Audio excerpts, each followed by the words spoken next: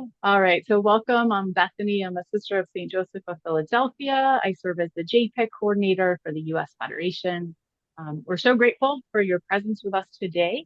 As you're joining us, feel free to type your name into the chat and maybe where you're zooming from. This is the 60th anniversary of the Sisters of St. Joseph U.S. Federation. So all those congregations that have traced their common foundation to Le Puy, France. On Friday will mark 60 years since we came together through the great vision and leadership of some of our sister colleagues and friends. And so we thought for this year, we would use this language of courageous communion. So we know that our charism calls us to foster communion through unioning love. And we also know that this is a moment in our US history, especially and across the world, that could so benefit from that. And yet, because of the circumstances, probably demands great courage with which to proceed. So I'm going to share my screen. And I'm actually, before I do that, Kasha, I'm just going to make you a co-host so you can let folks Mhm. in while I'm sharing my screen because that's hard to do. Absolutely. Thanks, friends. All right. So again, I know a couple more people are just joining us. Feel free to introduce yourself in the chat and we will get started as we always do with prayer.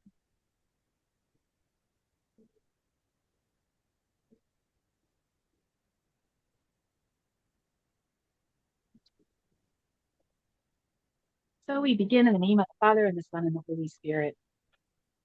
During the 60th anniversary year of the founding of the U.S. Federation of the Sisters of St. Joseph, we give thanks to you, God, and to those courageous women who dared to co-create this dynamic union, which moves the members to greater consciousness of their kinship in grace and calls them to fidelity to that grace.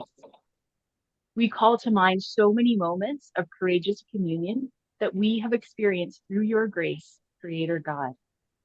May we welcome the Holy Spirit's invitations to awaken to your active, inclusive love today. Help us to have eyes to see, ears to hear, and our sleeves rolled up in order to respond with courage. And to this we Amen. say, Amen.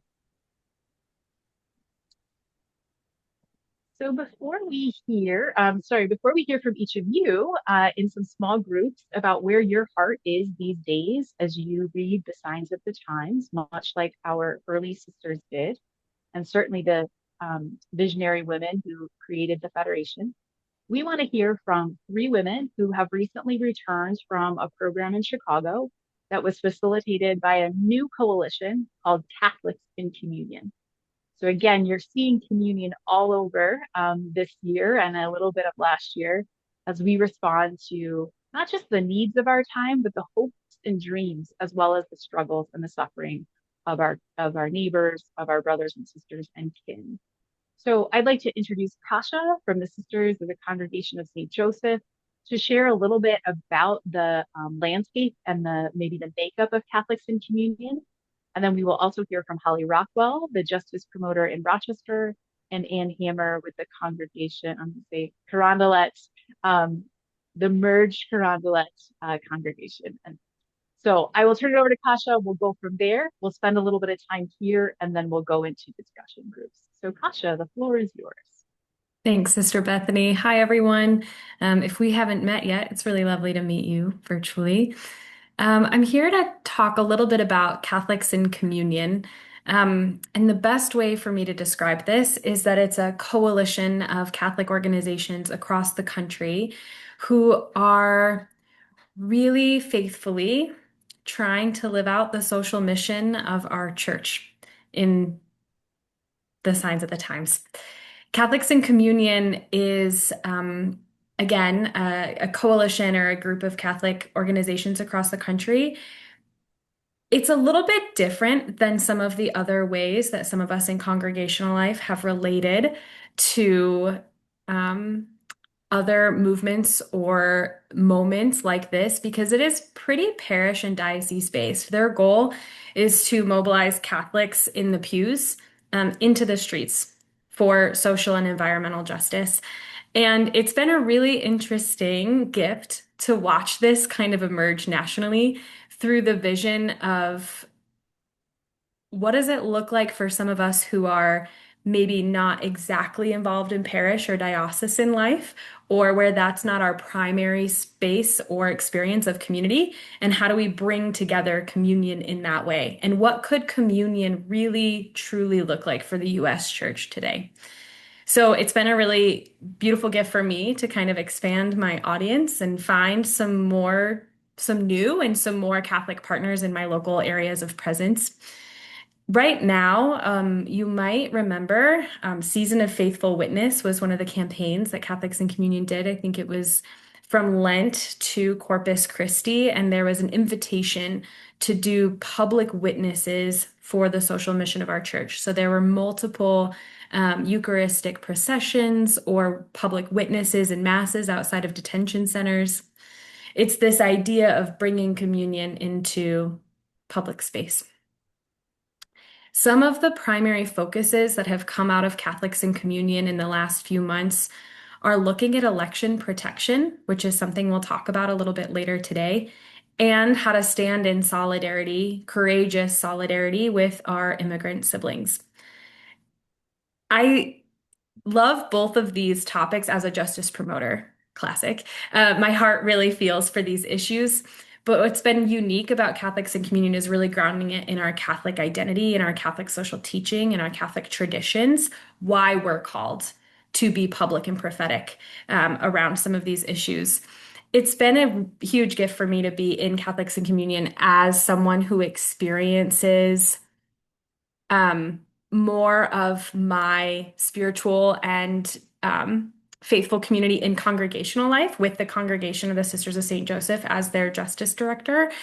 And so it's been enlightening to see some of the things that we can offer as a congregation to a more parish or diocesan movement, such as intergenerational support and care, pastoral presence, kind of modeling Catholic social teaching in action, kind of embodying this nonviolent and grounded in the gospel presence to social actions. And I think that's the background and kind of where I want to stop. And I want to invite Holly and Anne to share a little bit more specifically about what they experienced or what impacted them from our recent gathering in Chicago. So that's kind of the big picture, some of the grounding. And I want to offer Holly and Anne an opportunity to talk a little bit about what impacted them from our time together in Chicago.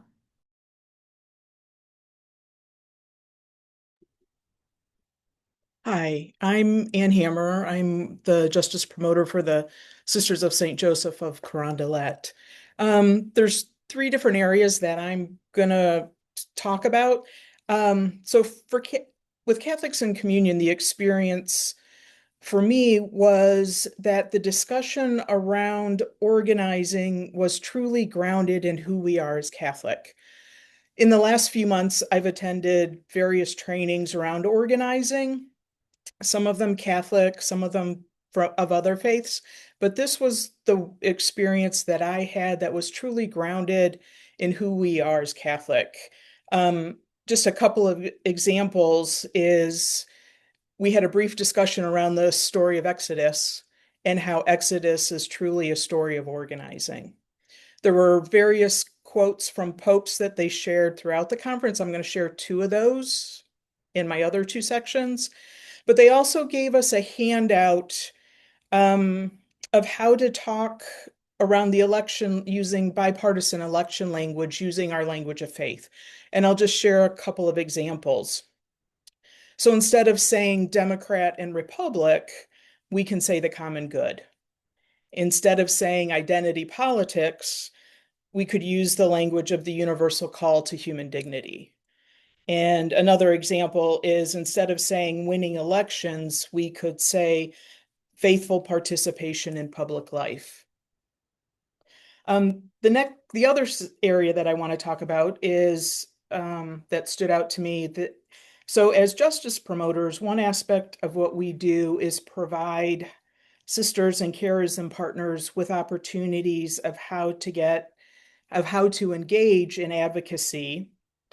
And I've also noticed that some of our charism partners aren't reading our communications. And that's not to throw anyone under the bus. However, I also know there are charism partners and Catholics and others who may not yet be familiar with our charism, who don't know how to get involved and are waiting to be invited. So many aren't aware of the advocacy work that is being done. And so Catholics in Communion emphasized one-on-ones. So we can use the one-on-one to personally invite others to join the justice and advocacy work, whether that be a phone call, going out for coffee, what have you. And then maybe in a deeper way, also to use the one-on-ones to listen to determine what their values are, their gifts are, and then make the ask when the opportunity arises for advocacy that matches their values, passions, and gifts.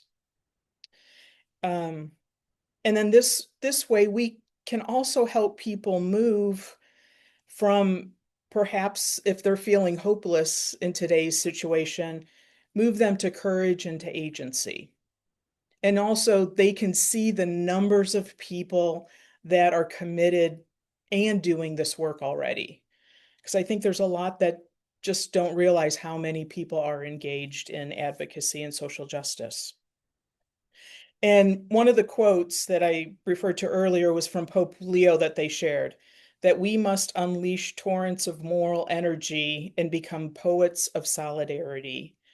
And for example, when Kasha was talking about the coalitions, I now know that there's a group in Colorado working to ensure that a warehouse doesn't open up as a detention center. And we have associates in Colorado. So now I have an opportunity to reach out to them, see if they are involved, and if not, find out how they might become involved locally. And then the last area that I wanted to talk about is that Catholics in Communion, they had shared this and I slightly modified it. It was a quote from Pope Francis from Laudato Si. And he says, unless citizens control political power, it will not be possible to control justice. He also stated that it is our responsibility to put pressure on governments. And many Catholics may not realize, and many of our associates may not realize, that our faith and through our baptism, we are called to engage in public life and to work for the common good. So we need to share this good news and invite and then model for them how to more fully live their faith. Because being Catholic is also about liberation for all people and creation, and hence our charism of love of God and love of the dear neighbor without distinction. So at this time, I'm going to pass it over to Holly.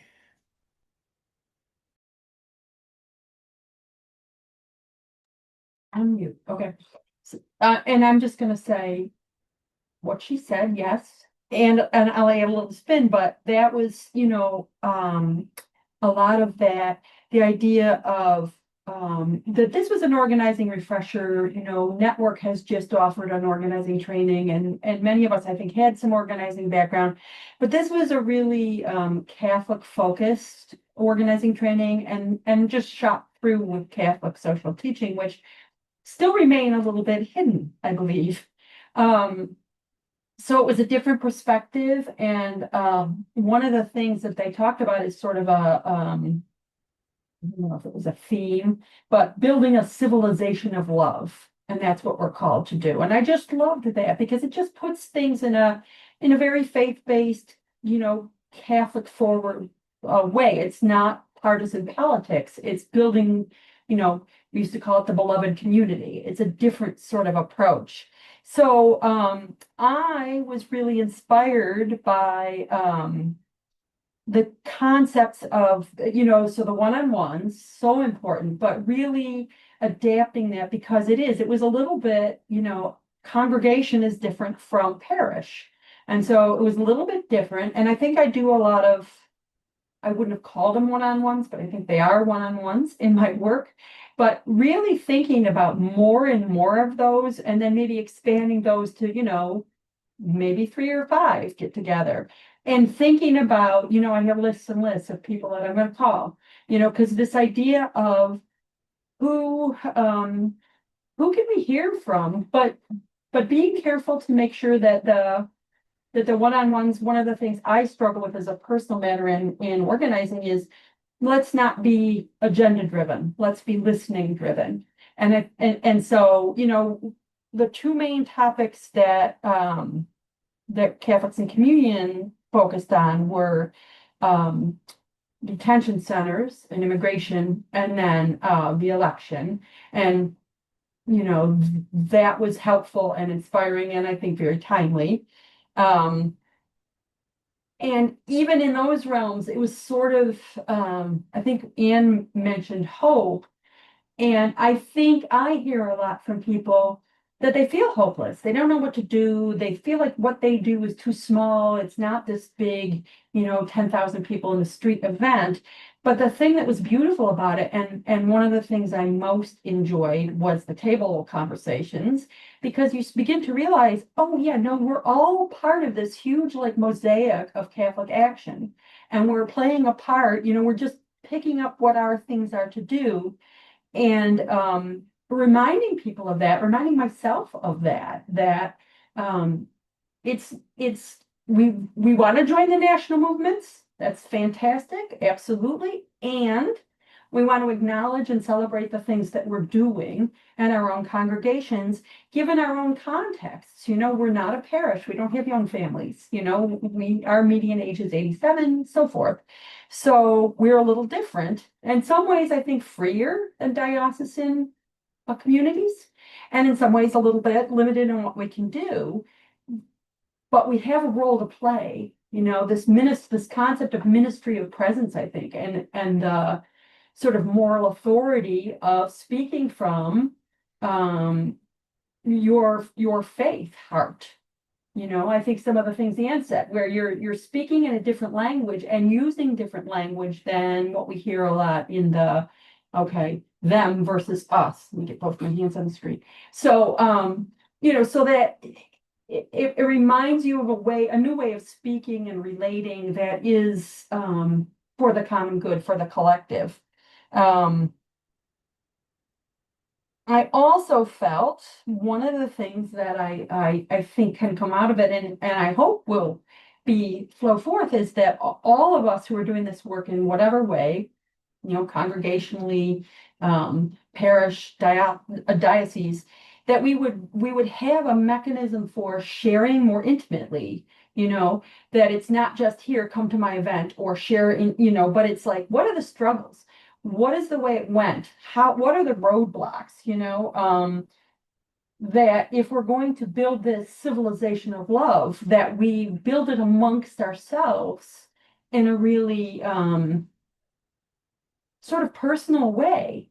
So I would love to receive, and I think, and I'm hoping that can be part of this sort of national Catholic voice, is that there's more conversation about what is that parish doing in St. Louis? What's Anne doing? What's Kasha doing? And what was the hard part? And who did she talk to? And what, so that we feel that we are community in a deeper way, I think. And I was really energized around that.